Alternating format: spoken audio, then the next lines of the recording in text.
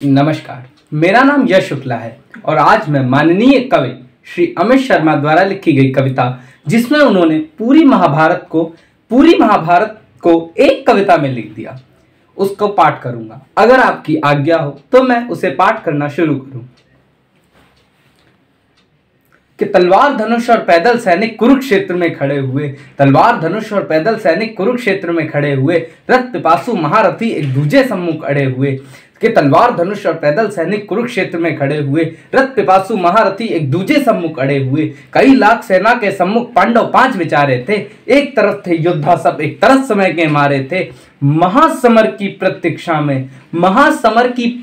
में सारे ताक रहे थे जी, और पार्थ के रथ को स्वयं केशव हाँक रहे थे जी। रणभूमि के सभी नजारे देखन में कुछ खास लगे, माधव ने अर्जुन को देखा, अर्जुन उन्हें उदास लगे। रणभूमि को समर भूमि में पल में तभी सजा डाला, 5 जन ने उठा कृष्ण ने मुख से लगा बजा डाला। हुआ शंखनाद जैसे ही सबका गर्जन शुरू हुआ, रक्त बिखरना हुआ शुरू और सबका मर्दन शुरू हुआ। कहा कृष्ण ने उठ पार्थ और एक आंख को मीच जा, गांडीव पर रख बाणों को और प्रत्यंचा को खींच जरा। और आज दिखा दे रणभूमि में योद्धा की तासीर यहाँ। इस धरती पर कोई नहीं अर्जुन के जैसा वीर यहाँ। सुनी बात माधव की तो अर्जुन का चेहरा उतर गया, एक धनुर्धारी की विद्या मानो चूहा कुतर गया। बोले पार्थ सुनो कान्हा, ये जितने गुरुजन खड़े हुए हैं, हम तो इनसे सीख कर सारे भाई बड़े हुए हैं। इधर खड़े बाबा भीष्म ने मुझको गोद खिलाया है, कुरु द्रोण ने धनुष बाण का सारा ज्ञान सिखाया है। सभी भाई पर प्रेम लुटाया कुंती मात हमारी ने, कमी कोई नहीं छोड़ी थी फिर भी माता गांधारी ने।